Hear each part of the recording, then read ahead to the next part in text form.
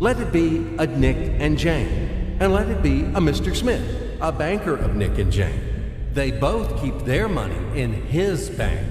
That's why we use the title Mr. Smith with respect.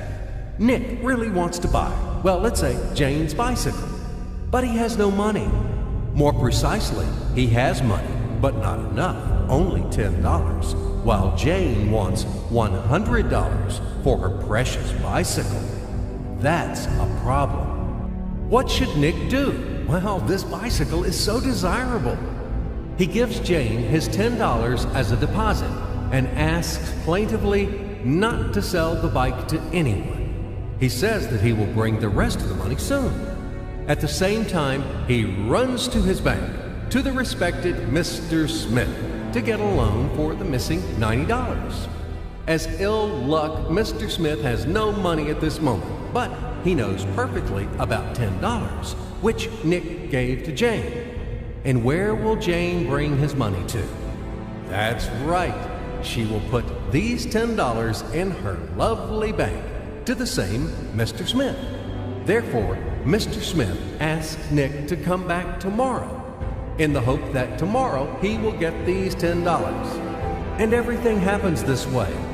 The next day, Jane brings $10 to the bank. The bank provides Nick these $10 on credit. Nick immediately gives them to Jane. She again puts them in a bank. The bank again provides Nick these $10 on credit, etc. As long as Nick the fool will gather enough money for the bicycle. Don't you get confused yet? Be patient, I told you. These demons have been trying to confuse you during 1,000 years. These damn economists and financiers. But anyway, we will figure everything out. So what do we have in the end? Nick finally got the bike from Jane. Wow! But at the same time, Nick owes $90 to the bank, Mr. Smith. And the bank, in its turn, owes $100 to Jane. In other words, those $10, which existed initially, have magically turned into $200, $190 of debts plus real $10.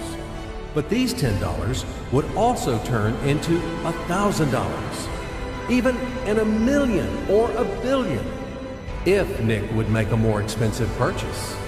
In this case, our $10 would make the increasing number of its cycles, circuits from hands to hands. That's it. So, what happens in today's world? SOS! It appears that banks also make money out of thin air and multiply them. Not only Fed can produce money, but banks either. In short, everybody can do this, except you and me. We are not in the business at this celebration of life. I would like to print or draw some money as well. In fact, these banks multiply money without any control. And we're still wondering why the banker lives better.